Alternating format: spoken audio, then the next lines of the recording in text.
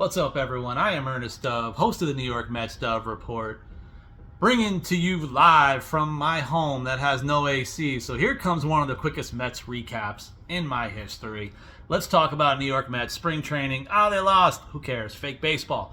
I want to get into some of the information, some of the players, some player highlights, and of course, I'm going to talk about some of the prospects, mostly. But let's start with the starting pitcher, Freddy Peralta, who looked like a really solid ace-type pitcher. Gave up a hit, scrounged out some stuff in the first inning, and then he shut things down for his next 3 innings of work. Overall, solid outing for Freddy Peralta. Looked like he was throwing a bit of a frisbee out there. Liked the movement on his pitches. Really good outing overall. Back to the prospects. A.J. Ewing. He's just going to keep hitting, I guess, for all of spring. We have less than a week or so to go. He's still hitting in games. Hits another one with this video clip. He's hitting over 350 still all through spring. Looking good even defensively, offensively. Everyone's asking, where is he going to break camp? Will he now break camp in AAA? It's going to be an interesting thing to follow and see. I'll try to report on it as early as I can as well to see if he does make it to Syracuse or if he breaks camp way back in AA, of which he only played 28 games at the AA level last year, playing multiple levels last season in 2025. One of the younger guys, Mitch Voit, had a hit in this game. Here's the video clip of it. Really excited about Mitch Voit. We talk a lot about the prospects, of course. Even a guy like A.J. Ewing, who I've said multiple times as a backup plan, could be a second baseman. But guess what? Mitch Voit is also a second baseman. Strong enough arm if he wanted to also try for third base. Athletic enough to play some short. But I'd be curious to see, honestly, push comes to shove, best case scenario, best glove scenario for Mitch Voit would probably be an above average fielder at second. I'm curious how far and how fast he'll go up the levels in 2026. Have to assume he'll at least start in Brooklyn. I'd like to see him finish at least in AA. And then we'll go from there. And then the prospect who might still be breaking camp, Carson Benge, does it again. Another day, another hit, another Oppo single. I know a lot of you at this point are almost a little bit worried, like, well, can he pull the ball? Which he can pull the ball, but he also goes with the pitch. So if you're going to keep putting it in certain locations, he's patient, has the plate discipline. He'll keep doing it over and over and over. Then we'll get into some of the pitching. Saul Garcia. Well, first let me talk about the veteran, Luis Garcia, who I don't think he's allowed to hit in spring training. That's one way to show your new organization that you mean business. You have to definitely assume Luis Garcia is breaking camp easily.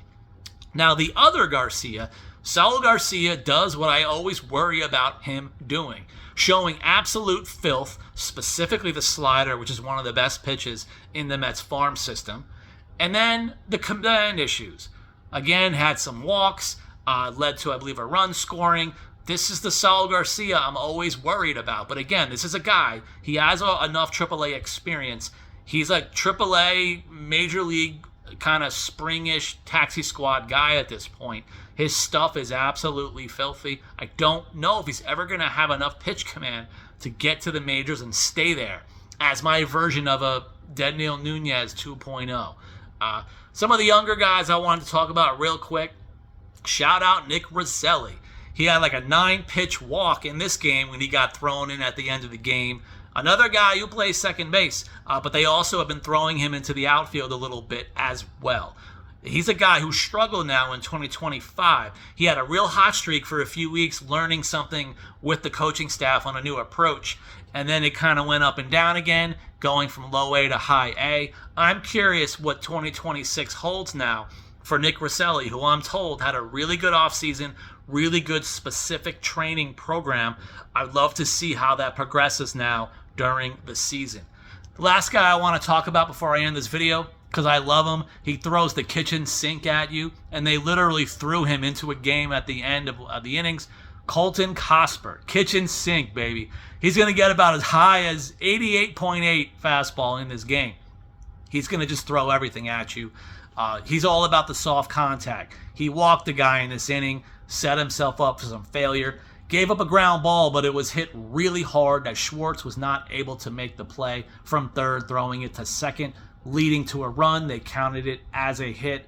So, but I still love me some Colton Casper. He's an undrafted guy. He's someone to follow. Again, he's a lefty. He's going to throw. Usually, I'll jinx it, but it's post-jinx. He's a guy from last season in college that throws a lot of strikes. That's got to be his game. Colton Casper has to throw a ton of strikes around the plate, get that soft contact. I still want to continue to root for him. Really wonderful young man. He's somebody you're going to want to root for during the year. And you can see him anywhere. A-ball, AA, Syracuse. He may play all 3 affiliates this season. You never know. So, thank you for this quick recap. Thank you guys so much for following New York Mets Dove Report. Don't forget to subscribe, comment, put on your post notifications. I'll see you guys next time.